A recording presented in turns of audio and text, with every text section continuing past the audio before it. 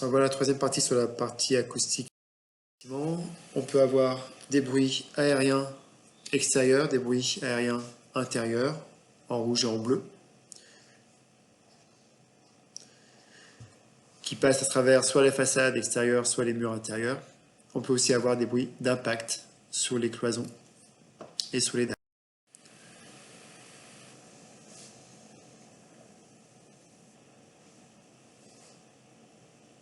Alors on va travailler sur les deux choses suivantes. On va définir l'indice d'affaiblissement acoustique, qu'on notera R, qui n'a rien à voir avec le R qu'on a déjà vu précédemment, ni avec la résistance thermique ou électrique. Et puis l'isolement acoustique D. L'affaiblissement acoustique concerne uniquement une paroi, alors que l'isolement acoustique concerne l'isolement entre deux locaux, contigus. Le petit récapitulatif ici, des bruits aériens extérieurs, intérieurs, bruits d'impact. Alors le technicien bureau d'études acoustiques va venir faire des mesures et il n'a pas forcément le bruit nécessaire. Il n'y a pas forcément un camion qui passe devant la façade pour faire sa mesure. Donc il va venir avec son générateur de bruit, source sonore, qui peut configurer soit en bruit rose, soit en bruit de route. Un bruit rose, c'est un bruit de référence qui va présenter la même énergie dans toutes les bandes d'octaves, alors que le bruit de route possède plus d'énergie dans les hautes fréquences, dans les basses fréquences que dans les hautes fréquences. Le bruit rose est utilisé pour les mesures d'isolement acoustique au bruit aérien intérieur, mais aussi vis-à-vis des bruits de trafic aérien. Le bruit de route, lui, est un bruit de référence qui va être utilisé pour les bruits de trafic routier, pour les mesures d'isolement des façades. Façades, c'est les murs extérieurs. Entre deux parois, donc, pour une paroi, on a l'indice d'affaiblissement acoustique R. Il ne prend pas en compte les ondes qui passeraient par d'autres choses que la paroi. Entre deux locaux, on qualifie l'isolement acoustique D, qui prend en compte tous les chemins entre le local d'émission et le local de réception. Il dépend notamment de R de la paroi, mais pas seulement. Le premier, l'indice d'affaiblissement acoustique R, se mesure en laboratoire, en suivant une norme. Il caractérise un élément de construction, soit une fenêtre, une cloison ou un type de matériau. Et on peut en déduire une valeur globale, RW, qu'on note RW. Par exemple ici, si on émet 100 décibels en local d'émission et qu'en réception on a 40 décibels et qu'on a pris garde de couper la transmission parasite latérale, ici on va avoir un R qui vaut 60 décibels. Par contre, le R existe pour chaque bande de fréquence et c'est pour ça qu'on calcule un RW par une méthode un peu spécifique qui répond à une norme elle aussi. R dépend de la répartition fréquentielle du bruit. Si on a un bruit rose, si on a un bruit de trafic, on ne va pas avoir les mêmes choses. C'est le constructeur qui va tester ces matériaux, ces parois, et va donner dans des indications, il va donner les valeurs du bureau d'études en fait. Par exemple ici, pour un bloc de béton lourd de 90 mm, on a un RW de 49, moins 2, moins 5 décibels. Ça veut dire quoi ce moins 2, moins 5? Ben, ce moins 2, c'est un facteur correctif correspondant au cas du bruit rose. Et le moins 5, c'est un facteur correctif correspondant au bruit de trafic. On l'écrit comme ceci, donc RWC, c'est CTR, C correspond au bruit rose, et CTR, c'est la correction pour un bruit de trafic. Par exemple, pour une paroi en bloc de béton 90 mm, on a 49, moins 2, moins 5, cela signifie que pour un bruit aérien intérieur, on aura un affaiblissement acoustique qui vaut 49, moins 2, 47. On notera parfois RA. Attention, c'est un peu la jungle, la notation en acoustique. Et pour un bruit aérien extérieur, on a RWCTR qui vaut 44 décibels, parce qu'on a un facteur ici, moins 5. On note parfois RATR. Plus un mur a une masse importante, plus l'affaiblissement acoustique sera important. Si on double la masse de la paroi, le R augmente au moins de 4 décibels. Alors, une paroi, ça a une épaisseur, ici, c'est l'épaisseur, et une surface, ça va être la surface qu'on va mesurer ici. Donc le mur n'est pas fini de construire ici. Et on peut définir une masse surfacique en kilogrammes par mètre carré. qui est égale à la masse surfacique en kilogrammes par mètre cube fois l'épaisseur. Et cette masse surfacique, par exemple, vaut 460 pour du béton plein, donc c'est beaucoup ça, et 11 kg par mètre carré pour une plaque de plâtre. Donc si on met deux plaques de plâtre, ça fait 22 kg par mètre carré.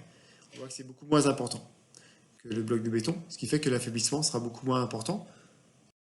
En effet, on a des lois qui est empirique, qui rendent compte de la relation entre l'affaiblissement acoustique en décibels et la masse surfacique de la paroi.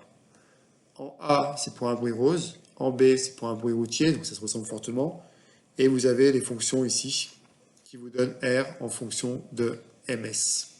MS étant la masse surfacique.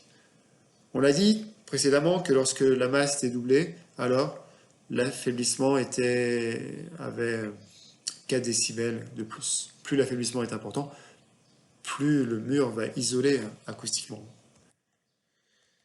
Eh bien, vérifions-le sur une des formules. Prenons la plus défavorable, celle qui a la plus petite pente, ici, c'est celle-là.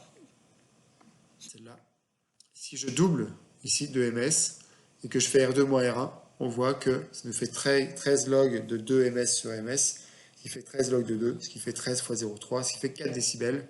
Donc on voit que quand on double la masse surfacique d'un mur, l'affaiblissement acoustique est augmenté d'au moins 4 décibels. En fréquence, c'est pareil. Enfin, c'est pareil, c'est étonnamment pareil. Loi empirique aussi. Alors, parfois, c'est pas 4, c'est 6, mais bon. Il y a une loi qui nous dit que lorsque la paroi, lorsque la fréquence, pardon, est doublée, donc on passe d'une octave à l'autre, et ben à ce moment-là, le R augmente de 4 décibels. On voit par exemple pour un mur qui a une grosse masse surfacique, pour des fréquences assez hautes, on peut avoir des hautes valeurs de R. Inversement, pour un mur de faible masse surfacique et des basses fréquences, on va avoir un R qui sera assez faible. On ne va pas isoler deux pièces avec une cloison chinoise si vous faites jouer de la basse. Alors les murs peuvent avoir des modes, donc le mur va recevoir une onde sonore et ce mur-là, attaché aux extrémités, peut se comporter comme un objet qui va, enfin c'est pas qu'il se comporte comme, c'est qu'il va vibrer cet objet-là. Il peut y avoir des modes de flexion qui fait que certaines fréquences critiques, on va avoir un affaiblissement de l'affaiblissement acoustique. C'est-à-dire qu'on va avoir une détérioration de l'affaiblissement acoustique pour des fréquences critiques, qui va dépendre du matériau, ici, et qui va dépendre de l'épaisseur. La fréquence qui est indiquée, ici pour 1 cm dans le tableau qui est là, on le divise par l'épaisseur pour trouver la fréquence critique. Ça veut dire qu'en fait, la fréquence critique, elle dépend de la masse du matériau, que si la masse de la paroi augmente, alors la fréquence critique diminue. On peut jouer là-dessus pour sortir la fréquence critique de la zone qui nous intéresse, à savoir une zone centrée sur 500 kHz.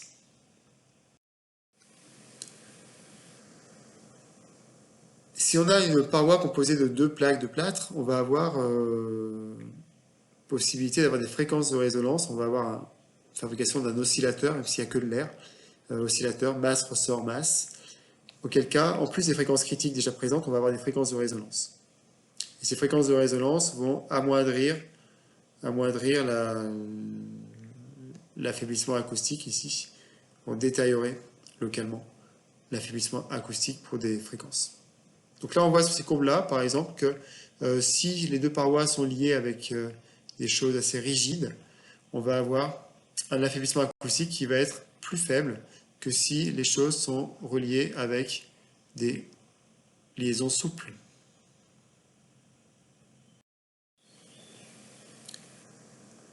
Au niveau de la transmission du bruit dans un bâtiment, on peut transmettre par voie aérienne ici, mais on peut transmettre aussi par voie ici solidienne, on va dire, latérale, plus les transmissions parasites avec des gaines de ventilation roulant ou autre chose. L'isolement acoustique est plus représentatif de ce qui se passe. Le R, c'est pour prévoir ce qui va se passer. Et le D, ici, c'est ce qu'on a vraiment dans les locaux, qui dépendent de tout. Qui dépendent de la transmission directe, ici, mais aussi dans la transmission par les murs, par le sol, par les prises de courant, par les trous, les fissures, les gaines de ventilation, etc. Pour ce faire, très simple, on met une source, on met un sonomètre dans le local 1, un sonomètre dans le local 2, et on déclenche la source et on mesure le niveau de pression acoustique dans les deux locaux. On obtient un spectre, on obtient la différence, on fait la différence entre la réception et l'émission, et on obtient un spectre. Donc on va dire que la différence entre l'émission et la réception. L1 moins L2, si j'avais appelé 1 et 2, c'est deux locaux. On appelle l'isolement brut la différence tout simplement entre les deux LP. Ça prend en compte l'ensemble des transmissions, peu importe. On n'a pas besoin de connaître la proportion. C'est pour ça que c'est plus simple à mesurer que le R. On a une valeur pour chaque bande de fréquence. Global, on passe à ce qu'on appelle... on passera tout à l'heure à une valeur standardisée. Mais avant de passer à cette valeur standardisée, on va passer à une valeur normalisée parce que le temps de réverbération des locaux rentre en jeu. Si on a un temps de réverbération important ou faible dans le local de réception, on ne va pas avoir la même valeur de l'isolement brut D.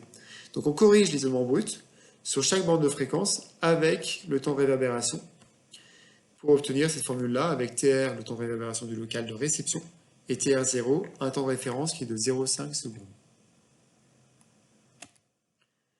Par exemple, si vous avez un TR de 1 seconde, un DN qui est un isolement brut de 50 décibels, on va avoir ici un DNT qui vaudra 53 décibels. Donc là, j'ai pas mis de N tout à l'heure, je ne sais pas pourquoi j'en mets un ici. En fait, ok. Donc il y a aussi les isolements normalisés qui prennent en compte la différence des aires d'absorption. Alors voilà une valeur globale. Globale, c'est-à-dire qui regroupe toutes les fréquences. On l'appelle l'isolement standardisé pondéré. On le note DNTA ou DNTATR en fonction de savoir si on a affaire à un bruit rose ou à un bruit route. C'est une valeur globale, alors ça concerne les bruits aériens intérieurs ou les bruits aériens extérieurs. Et dans le cas aérien intérieur, on note DNTA, on prend un correctif bruit rose, et pour l'extérieur, on note DNTATR ou encore DNAT. Super, ça complique un peu les choses, ça ressemble à DNTA, mais c'est DNAT. Rien à voir. La réglementation thermique, puisqu'on y arrive, nous dit que, l'article 2 nous dit entre deux pièces principales d'un logement, alors deux pièces principales de deux logements différents, hein, avec votre voisin, quoi. Entre votre salon et le salon de votre voisin, ou votre chambre et le salon du voisin, il faut que le DNTA soit supérieur à 53 décibels. Pour les parois de façade, il faut que, par rapport à l'extérieur, le DNAT soit supérieur à 30 décibels.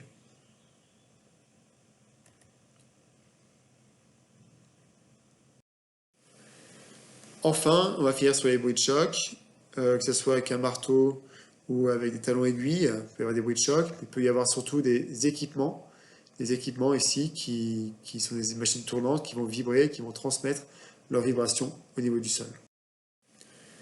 On a des machines à choc qui permettent de faire les mesures, on met la machine à choc à l'étage et on enregistre en dessous avec le sonomètre ici pour enregistrer le niveau sonore.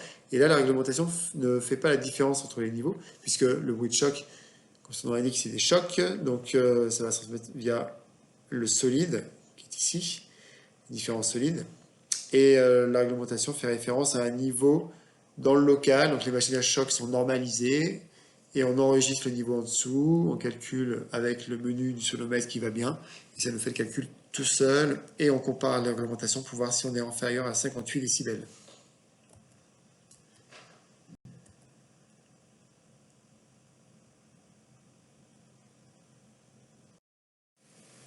Au niveau de la réglementation, je vais aller un peu vite, et des manchons anti-vibratiles ici, pour la traversée des parois, si vous avez une paroi ici, et que vous avez une machine avec une conduite ici qui traverse, à ce niveau-là, pour la transmission des vibrations, il convient de mettre ce genre de choses qui sont des manchons. vibre-t-il? L'action sur les locaux émetteurs, et ben après, on va isoler le local émetteur en dernier, en isolant les parois et en isolant la dalle. Donc oui, pardon. Donc on commence par le local émetteur, avant de s'occuper du local récepteur, en isolant ses parois et la dalle flottante. Enfin, le mieux, c'est de mettre une dalle flottante pour ne pas transmettre les vibrations. Et puis après, on s'intéresse aux locaux récepteurs en augmentant la temps de réverbération, c'est-à-dire on va augmenter l'absorption. Et en isolant les parois, par exemple avec un plafond suspendu, on peut gagner 3 décibels. Avec un plafond suspendu avec de l'isolant à l'intérieur, on peut gagner moins 13 décibels. Ou une contre-cloison, 15 décibels. Voilà pour ce petit point sur la réduction du bruit. La suite se verra en TD. Et le TP, lui, par contre, est annulé à cause du confinement. Merci.